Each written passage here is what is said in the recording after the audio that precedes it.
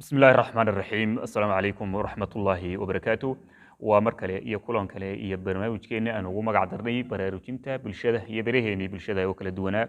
aynu muddo ku kala maqnayn ilaahay fadligii maanta ayaynu dib isugu soo noqonay sidii inoo caadada ahayd waxaynu isku baraarujin jirnay ama aynu ka hadli jirnay waxyaabaha waaqiciga ah ee bulshadeena dhexdeeda ka dhacaya wixii aakhiradooda quseeyay wixii adduunkooda intay joogaan quseeya labadaba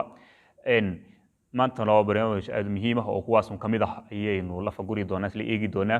balantino waxa weeye khayrka inaynu faafino oo wixii ina anfacaya adduunyada iyo aakhirada anfacaya inta ka faa'iideysato inaad walaalaha kan uga faa'iideysato aanad arkayaal iyo daawadayaal kaliya oo aynaan ka noqonin inaynu faafino inaynu isgaarsiino si ay maxay toolay nafaheena iyo kuwa walaalaheenba ay wixii ina anfacaya iyagana anfacaan laba dhinac aynu ka istaagi jirnay bulshada markaanu ka hadlayno bulshada dhexdeeda markaanu ka hadlayno bulshadeena dhexdeeda markaanu ka hadlayno wax noloshoodan caadiga ah ay yoomiyaha maxay la soo diriyaya iyo wax kaga imanaya xagga baraha bulshada iyo internetka iyo xagga soo galaya labadaba waynu ka eegi jirnay maanta noo isla sideedii caadaduna ahayd manu eegaynaa waxaan ka eegaynaa maanta adduunyadan aynu ku noolahay koonkan ilaahay uu nooleysiyay uu abuuray qof waliba maalin ku soo biiray waa adduun aad u gaaban intaynu ku noolaanayna imrigeenu inkasta oo farabato oo ballaadho u dheeraado adduunkan marka la eego inta aad ka tahay ama qofkan aad ka joogto waa an yaro aad u kooban inkasta cimrigaaga uu dheeraado sida caadiga la yaqaano qofka cimriga dheer waa 100 iyo wixii la jira qof gaadha haddii qayrul caado hadii noqoto wax caadada ka baxsan ba ay noqoto sidii loo yaqaanay hadii doonto 100 qofka jiro si kastoo u noolaato adduunka cimrigaaga u dheeraado waa wax yar oo kooban inta aad ku nooshahay inta aad nooshahay wax yar kooban ayaamaha yar ee kooban ee tirsan ee aad joogto laba shay baa muhiim ah maxaad kasbatay oo aakhiradaadii kaaga horeeya oo maanta markay taadi noqoto ay ku timaado ajashaadii waxa ka horeeya oo halka ku yaala oo aad kasbatay oo aad amal fashay iyo maxaad adduunkan kaga tagaysaa oo ku sii soconaya oo aad kaga tagtay ilaahay waxa uu leeyahay aayad quraan wuxuu ilaahay ku leeyahay إن نحن نحيي الموتى ونكتب ما قدموا وآثارهم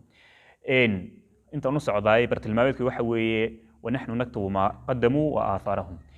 ونقرأ النبي له هيد أو نسجل قرآن والديوان قلنا إنه ونريكورد قرآن إنه ونكايدين إنه وح أي كسبدين أي سياهرو مرصدين يا وح أي كتجيان الرادد كودا دنبه يا آثار تودا أي كجد دنبه نيسا الدون كمري كجتكان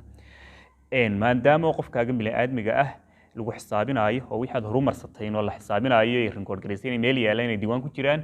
adduunka wixii aad kaga tagtana ay sii soconayaan oo iyaguna wax ku soconaya yihiin waxa aad u wanaagsan inaad labada dacalba ka eegto maxaa ka horeeya aad kasbatay janno iyo wanaag iyo ilaahay raali ahaanshiisa wax ku goynaya ma yihiin oo ilaahay aad ku kasbanayso in raali ahaanshiisa cadadiisa iyo ciqaabkiisa aad kaga fogaanayso adduunkan waxaad kaga tagaysaa ma yihiin wax maxay ahayd toole wax wanaagsan ah oo lagaaga dayan karo oo maanta haduu ilaahay ku farcamiyo oo ubadiyo adduunka aad kaga tagto dad adduunkan korkooda saaran markay arkaan wax ay ku farxaan ma yihiin mise wax laga yaqyaqsoodo oo laga naxayo oo adigana dhibaato ku soo jiidaya eelkii iyo dadkii aad ka tagtay ubadkaaga yaryaraano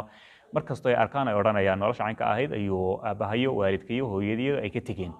mise waa wax ay ku farxayaan oo wanaagsan oo iyaguna ku dayasho leh oo marka ay arkaan iyaguna ku dayanayaan halkii ka sii wadayaan adigana ku ahaanaya wax wanaagsan oo sii soconaya nabiga wuxuu leeyahay sallallahu alayhi wasallam qof marka uu dhinto amalkiisii oo dhan uu go'aya waxyaabaha ay soo haraya ayaa waxa kamid ahaa nin maxay ahayd tolay qofkaasi amal wanaagsan oo uu kaga tagay adduunkan oo sii soconaya qof cilmi baraha cilmigaas oo sii soconaya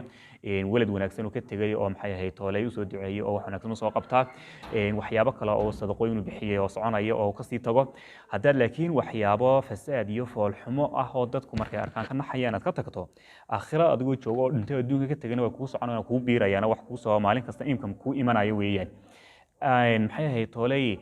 wixii ka horeeyay aad sii dhigatana waa wax ku sii keedsano iyaguna aad ugu tagaysa meesha labada dacalba inaad ka fiirsato waa arrin aad u wanaagsan oo qof walba ku waajiba